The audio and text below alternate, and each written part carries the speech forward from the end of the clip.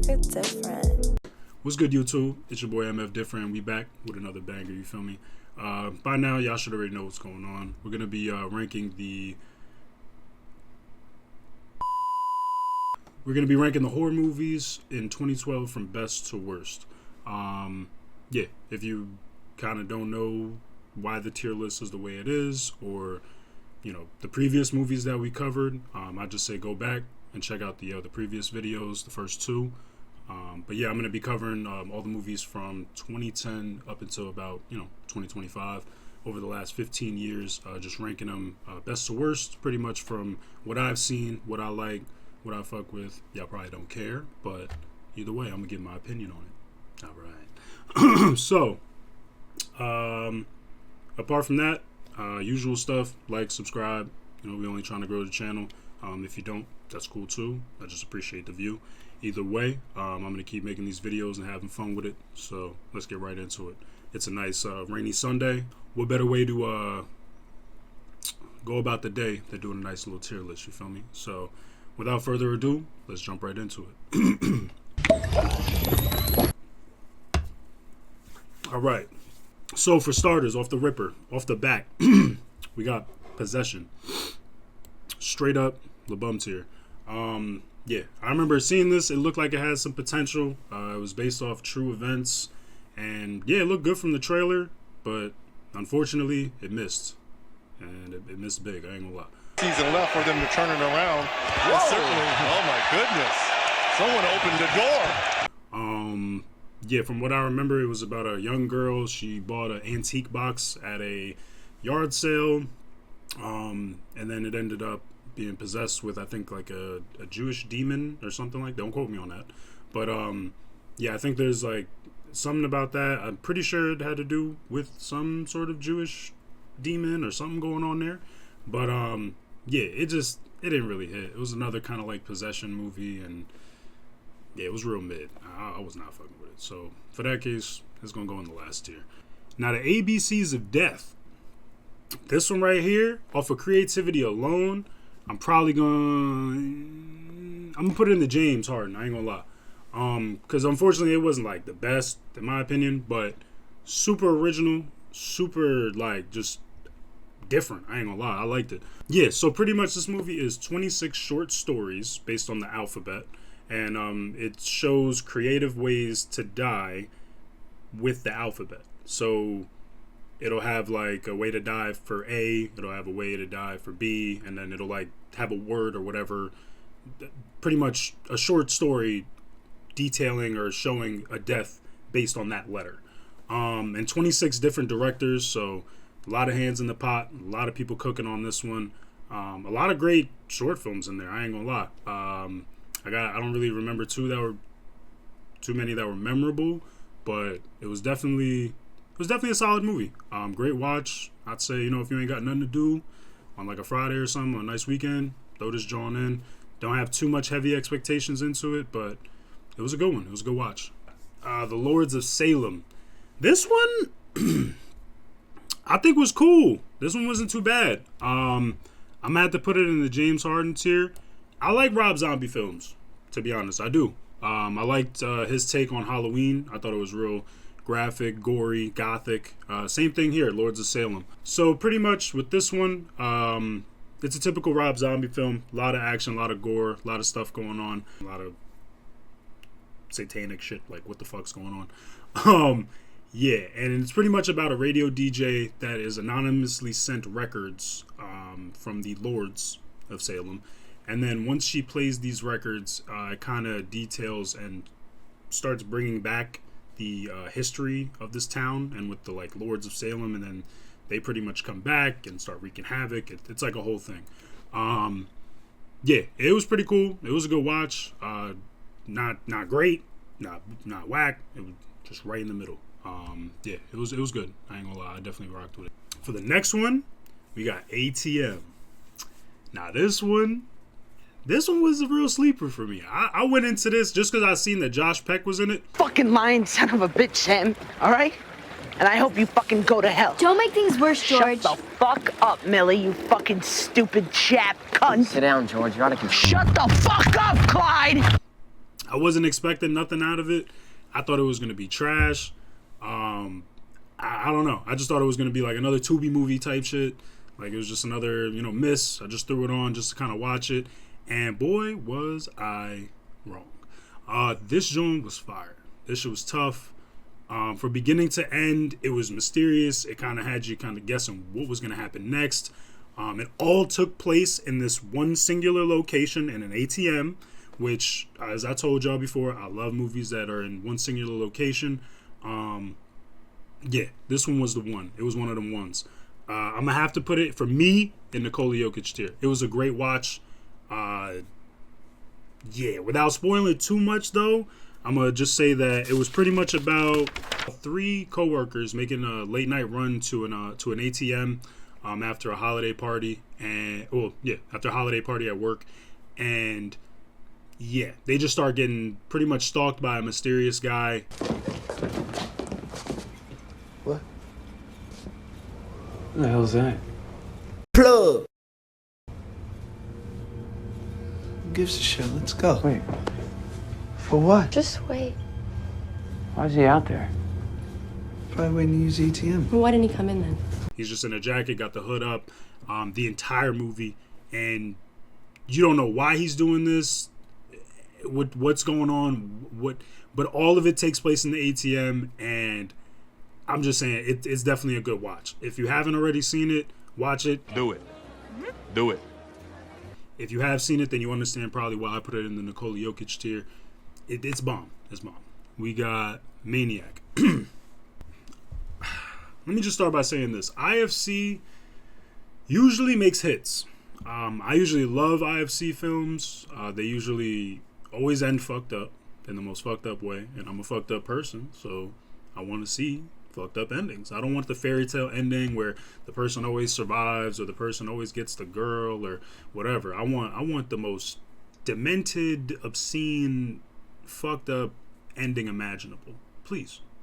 Call the cops on this crazy fool here. So usually they do that, and with this one, it went there. There was a lot of gore. There was a lot of over the topness. Elijah Woods was in this, and I mean, he played a good role as the Maniac. He was definitely a weirdo. I'll give him that. He played a great weird character. But it didn't really do it for me. For me, I'm gonna probably put it in the Ben Simmons tier. I mean, visually, it was a greatly shot movie for its time, especially. I think it was cool, but unfortunately, it was kind of a miss. So pretty much, it follows a schizophrenic man who takes over his family's mannequin shop, and he just starts doing some unspeakable, grotesque things in there. And it's a fucked up movie. If you have the stomach for it, give it a watch. If not, I would definitely say, it's a pass. You don't have to watch it, but if you want to, give it a shot. So next. Now, ladies and gentlemen, this is one of them ones. This is probably one of the many times I'm going to glaze the fuck out of a movie. Pause. I love the fuck out of this upcoming movie. I eventually want to get a tattoo of this movie. I have a movie poster directly above this camera of this movie. It's definitely in my top 3. Solid. I don't know what placement it's in, but it's up there. So you already know where it's gonna go. Boom. It's the GOAT!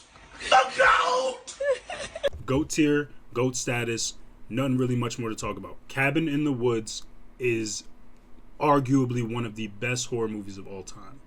I don't give a fuck what you're talking about. Debate your auntie. Alright? If you disagree. I don't care. But let's just go straight into it. This movie is literally like a love/hate letter to horror. It is a perfectly wrapped homage to horror. Just perfectly fucking bow, whatever the fuck you want to call it. Fucking perfectly bowed gift to horror. Pretty much a quick synopsis on this one. It is about a group of college kids that go to a cabin in the woods, and ultimately their fates are determined by technicians underground that are controlling things that are bigger than what you can imagine, right? Without giving too much away. So you need to watch this movie. If you have not already seen this movie, you need to cut this video the fuck off. You need to go to your nearest TV, find your nearest streaming service, purchase this movie for sure. You need to give the funds to the directors because, first off, this was their debut. And how do you go fucking smash hit single off the ripper, off the bat? You feel me? This is literally one of them ones. I don't think y'all understand how good this movie is. So if you haven't seen it, please go watch it right now. Do it! Then come back and then we'll finish up this tier list. Okay? Don't worry, I'll wait. Also, there's a bunch of like little fun facts about this movie. The budget pretty much doubled. It took $30 million to make this movie. Ended up box officing for about $66 million. So, holy shit. I'm rich, bitch! They ended up actually, funny enough, delaying this movie because originally it was shot in 2009, but they delayed it because Chris Hemsworth was in the movie, and he was also starring in Thor, and he didn't want this movie to make a bad rap for his image and all that, so they waited for Thor to come out, and then they released this movie, which honestly, I ain't even gonna lie, that I give him respect for that, because me personally, as a director, I don't know if I would do that. I'd be like, honestly, go fuck yourself. But that's tough. I mean, that shows loyalty and some love. So they get points off of that. Another cool fun fact, one of the most expensive props for the movie, funnily enough, was Marty's coffee cup bong, which was $5,000. You're not bringing that thing in the Rambler. What? A giant bong in your father's van? What are you, stoned? I don't know where I can obtain such a thing. I have like a Puffco Cup C, which is almost similar, but it don't extend. It's not extendo. Oh, that was crazy. I said, yo, you said, hey, yo, my nigga. Yo, the way you said it was crazy. Pause. But yeah, I definitely need to see if I can find a replica of that or something, because I need that in my life. I really need that fucking bong in my life. I mean, honestly, I can make a video alone on all the reasons why I love Cabin in the Woods. And if y'all would like that, please put it in the comments below. Honestly, even if y'all don't put it in the comments below, I'm probably going to make this video either way. No! God, please, no! No! Now we got VHS. This one was a wild ride. That's an understatement. It's a bunch of random ass movies, or I'm sorry, random ass VHS tapes compiled into pretty much they're like little short horror films within themselves, and they're random, but they go there. There's literally one with like a succubus demon who went home with this one dude one night after a night at the bar or something, and literally they showed it. She ripped off his Johnson and then threw it at the camera. I beg your pardon? This movie, it goes there. Definitely left me scarred at 14 years old, or whenever I watched this. I don't know if it was 14 or 15, but definitely at a young age, this scarred me. So for some of them reasons and some of the memorable reasons alone, it's got to go in the Nikola Jokic tier. Yeah, some of those scares and some of those movies and clips and just, it was wild. Wild ride. If you've seen the movie, then I'm assuming you know why it's up at that tier. If not, then go watch it. Yeah, it's definitely a good watch. And if you rank it lower, I don't give a fuck. I really don't care. It's my tier list. Suck my dick! A group of misfits get hired to find a rare tape at an abandoned house, and the tapes just progressively get more and more fucked up as they watch them, and then it leads to an eventual climax ending. That's pretty wild as well. So, yeah, I ain't gonna lie. Watch it. Underworld Awakening. Yeah. Trash. I like the first three. The first three were great. I mean, well, all right, let me relax. The first two were like peak cinema, in my opinion. I really liked, especially at the time. Them Jones was action-packed. They were fun. It just really like showed a different take on the battle between vampires and lycans, aka werewolves, and the war between them and everything. And I don't even think there was a war between them, but they pretty much took two fairy tale characters and mashed them, and it made for a great movie. It pretty much was like the next Freddy versus Jason. Like, it just took two franchises, just mushed them together. Even though they weren't already franchises beforehand, but you get what I'm saying. It was fire. The first two were fire. This one, not so much. Pretty much just plays off the same tropes, same shit, different toilet. It's a miss. I mean, I don't really feel like giving too much of a synopsis on this one. Yeah, I'm literally looking, and for my synopsis, it says literally verbatim, Selena gets into the same shit, which is Kate Beckinsale. So that's it. Yeah, for that one, LeBum James tier. Not too much else on that. Next, Would You Rather. Would You Rather is one of them ones. Y'all ever have a friend that just asks y'all like wild ass would you rather questions? Like, he'll be like, would you rather watch your girlfriend get railed or have your girlfriend watch you get railed? Huh? And then look at you with a straight ass face like, you can't choose death. Death isn't an option. That is like the perfect way to describe this movie. It just takes wild ass would you rathers and just makes people do these, like, make decisions that they just wouldn't want to make. Anything from slitting your eyeball with a razor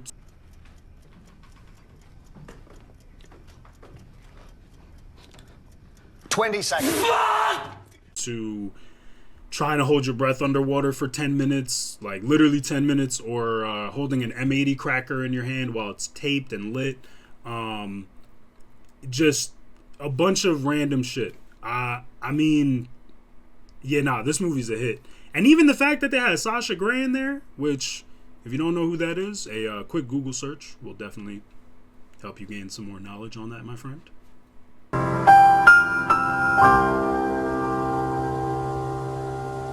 Apart from Sasha Grey, I don't really know who else was in the film. I think Brittany Snow, who's literally in the poster, I think that's the main character. I don't know if that's really her name. Please don't quote me on that. But yeah, I don't want to give away too much, but the ending too is gonna blow your mind. Like, that shit still fucks me up to this day. And yes, this movie's got to go in the Steph Curry tier. It was different for its time, and it just takes a traditional childhood game and just amplifies it each round, and it just gets crazier and crazier and crazier until it gets to an eventual ending.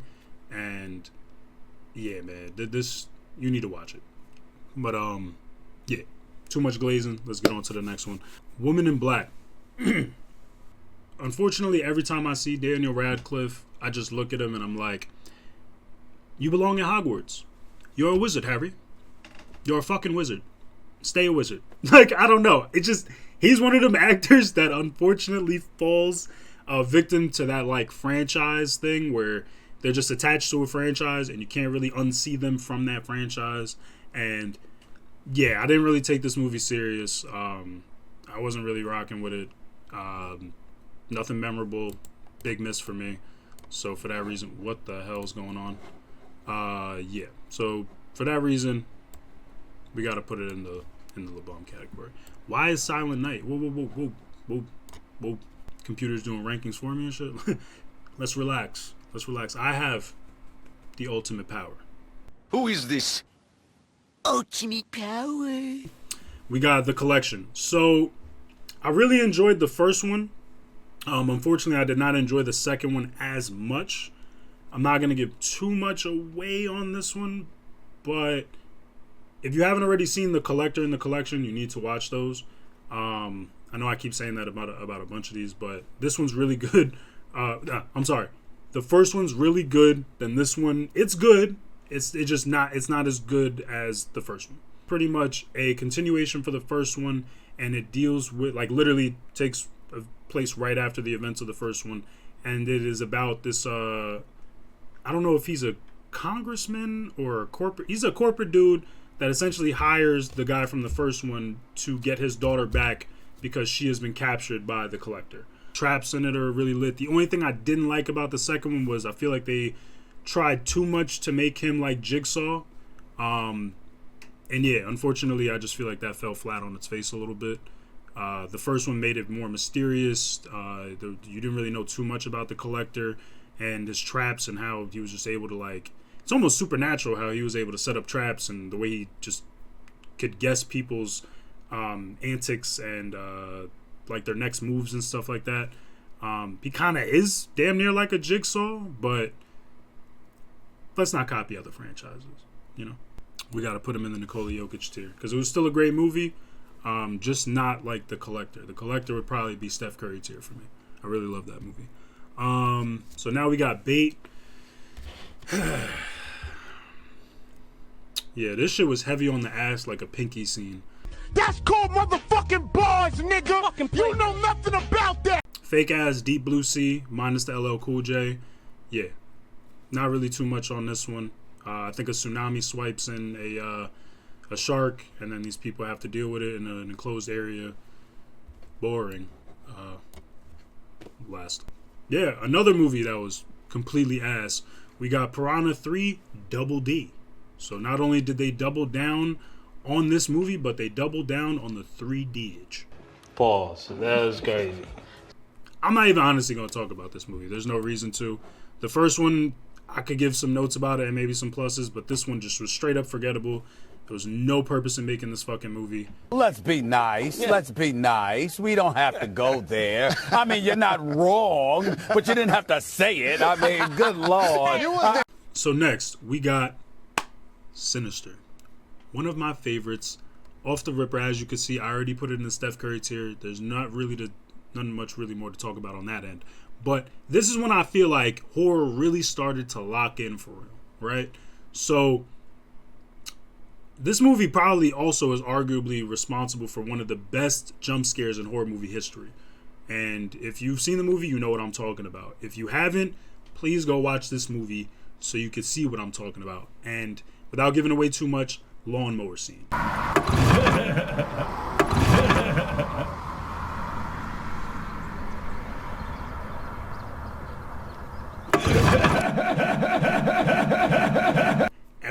If you've seen it, we here with it. You feel me? This movie, I'm telling you, yo, is it's so fucking good. So good. Yeah, my boy Ethan Hawke kills this movie. There was also the dude from The Wire. He plays the deputy or whatever. Deputy what? I forgot whatever his name is, but definitely Deputy so and so or whatever the fuck his name was in that movie. He kills it. The whole premise of it, without giving too much away, I don't want to give the actual antagonist's name and everything, but pretty much Ethan Hawke, he's a writer who moves to a new town for reasons that I'm not going to disclose because eventually you're going to find out as you watch the movie. But he finds a box of Super 8 film. Excuse me. He finds a box of Super 8 film tapes in his attic. And pretty much he just watches these films, and they are films of family events that are caught on these Super 8 films that just get progressively more and more worse. They start off very fun-hearted and loving, and then they just get really eerie, scary, very, like, I get the chills from most of those home movie scenes. Like, the scorn that they use, the beats, the everything, like, the music overall, the atmosphere. Nah, bro. A lot of movies don't do it like Sinister for real. And for those reasons, yo, I'm sorry, but that shit's got to go in Steph Curry tier. Yeah, that's another one that's probably in my top 5 horror movies of all time.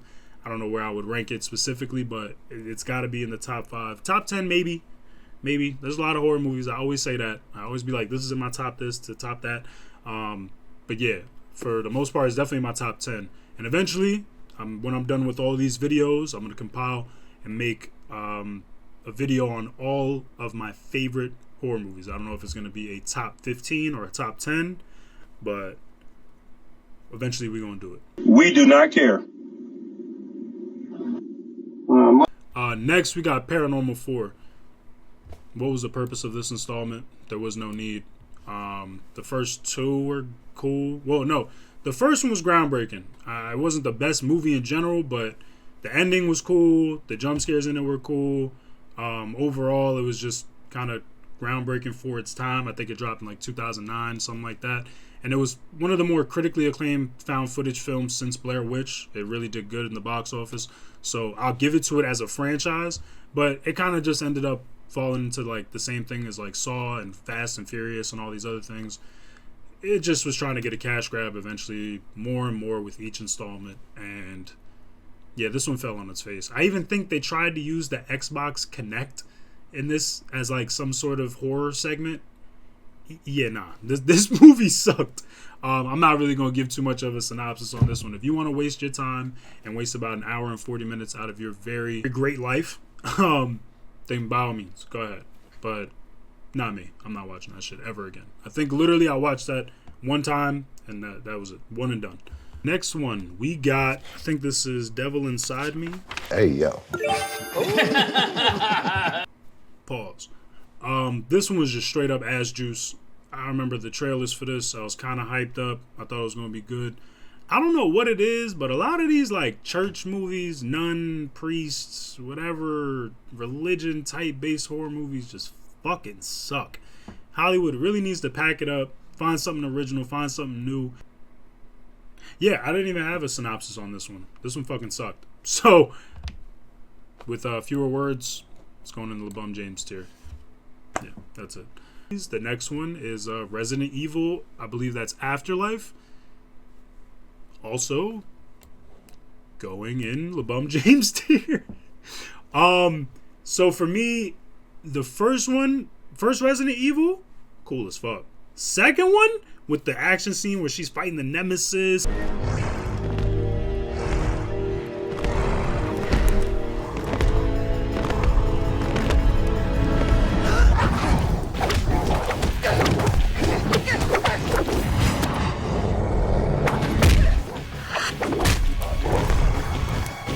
Oh my god.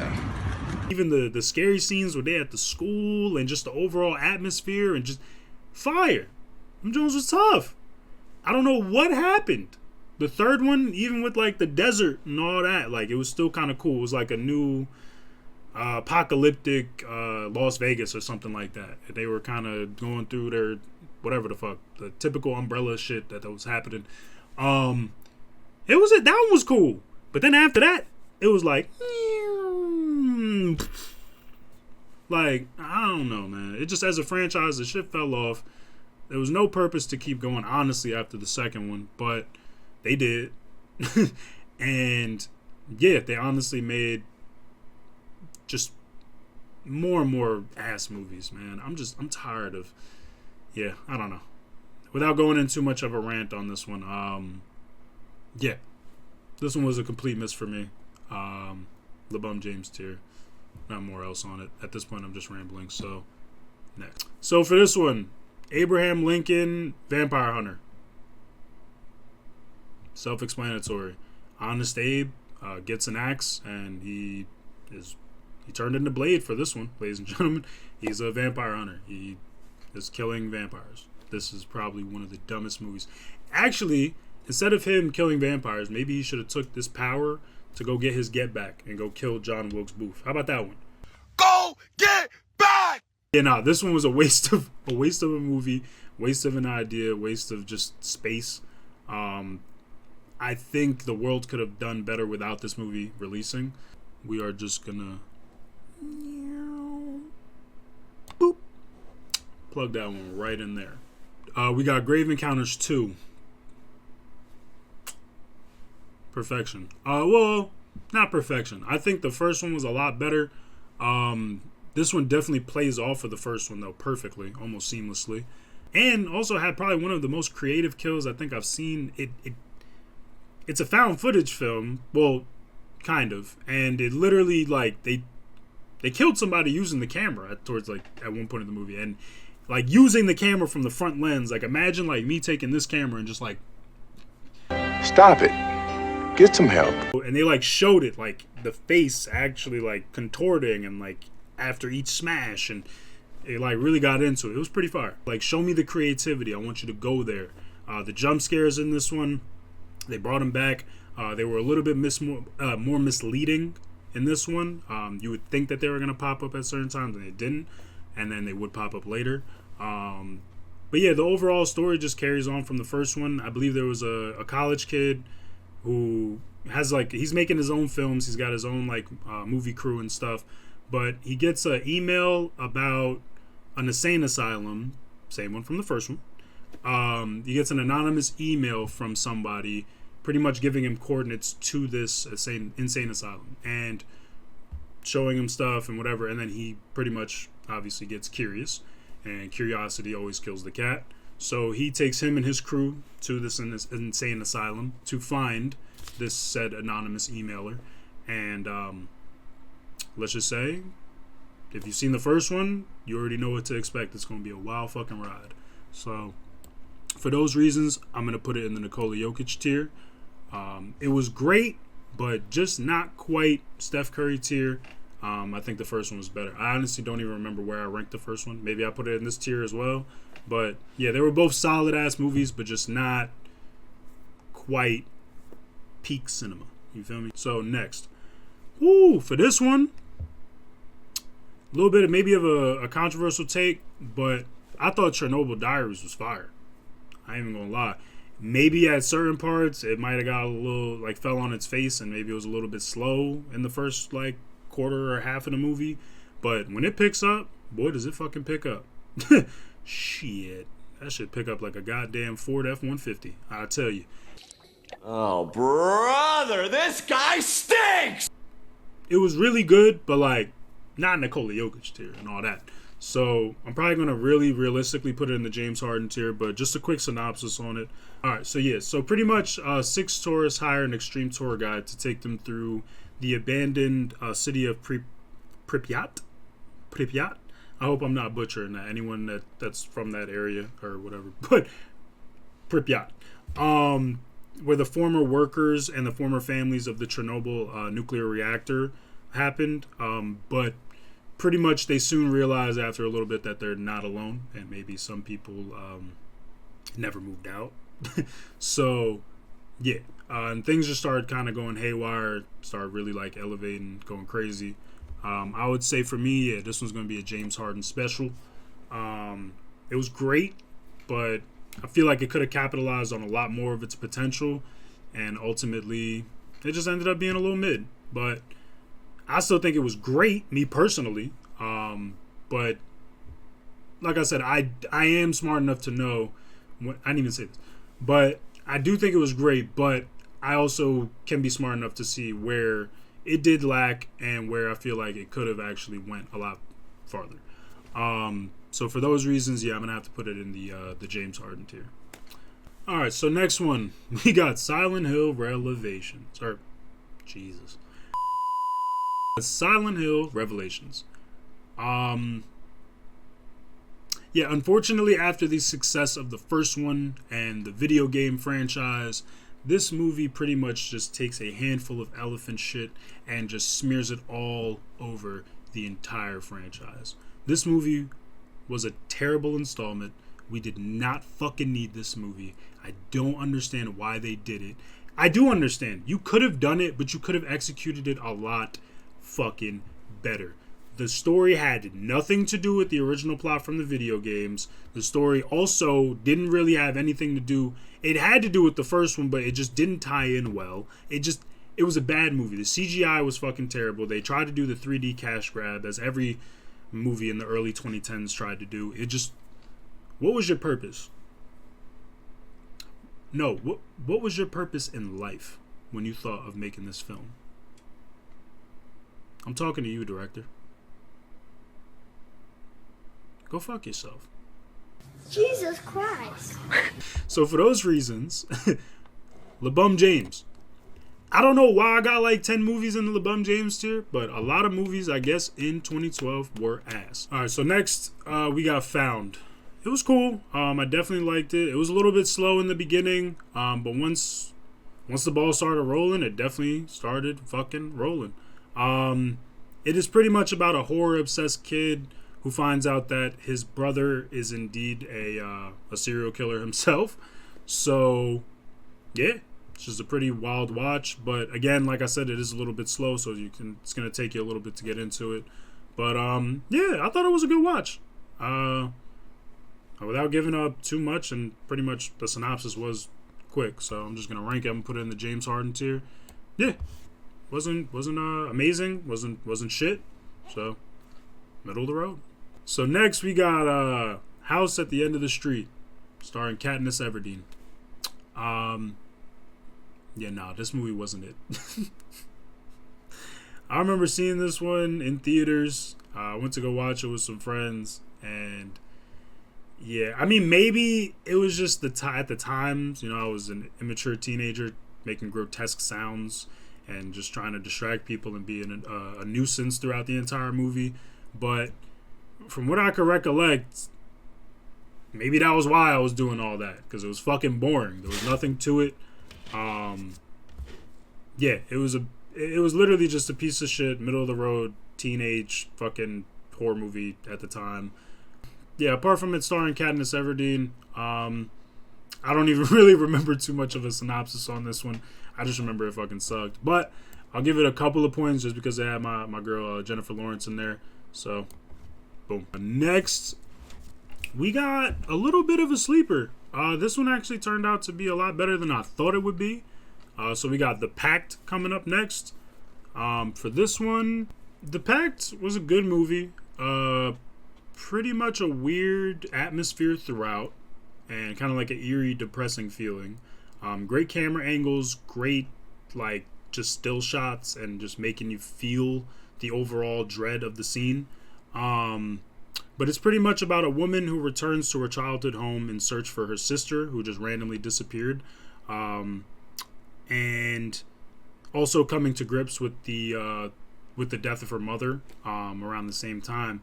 And shit just started going left once she gets to the home and starts staying there a couple of nights. Things progressively just start getting weirder and weirder as the nights go on. Even days should be having it in the daytime.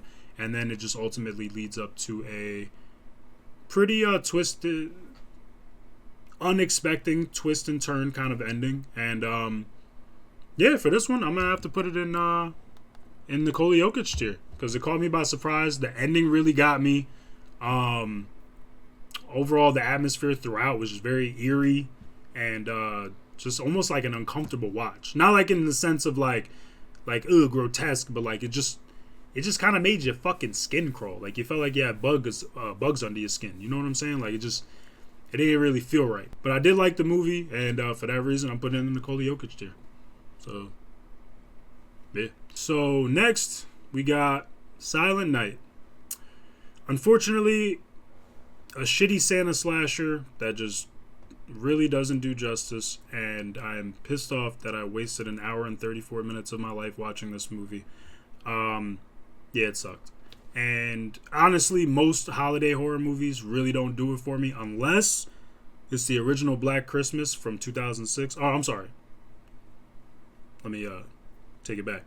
The original Black Christmas was in the 1970s, but I'm saying the remaster of the original Black Christmas in 2006. Geez, some of the best horror, I promise you. I don't care if it's over the top. I don't care if it goes there. I don't care if it. I don't care. It's a really good movie. It's a lot better than these pieces of shit. So, for those reasons and those reasons alone, yeah, it's going in the bum James tier. Unfortunately, yeah. A lot of movies in the LeBum James tier for this year. But at least we got some hits. You know what I'm saying? Quality over quantity, ladies and gentlemen. So, but maybe there will be some years where it's opposite. Maybe there's more movies in the Steph Curry tier than Nikola than the LeBum. But yeah, it is what it is. If you like the rankings, if you wanted to kind of combat and go against some of the rankings, put it in the comments. Let me know how you feel. If I shitted on a movie that you really love, please let me know. Tell me about myself. And I will be glad to read it. And then also let you know, either in the comments or the next video, that, you know, how I feel about you as a nice person. And, yeah, that's about it. But, these are the rankings for 2012. Next video, obviously, you know, if you know math, I'm going to be covering 2013 horror movies and so on and so forth. So as y'all can see from the videos that I've been pumping out, I've been being consistent. I'm sticking to my word. I'm getting to it this year. And yeah, if you like the video, hit me with a like and subscribe, please. If not, go fuck yourself. And yeah, I'll see you on the next one. All right, it's your boy MF Different, and I'll see you around like a donut. Peace. This nigga's different.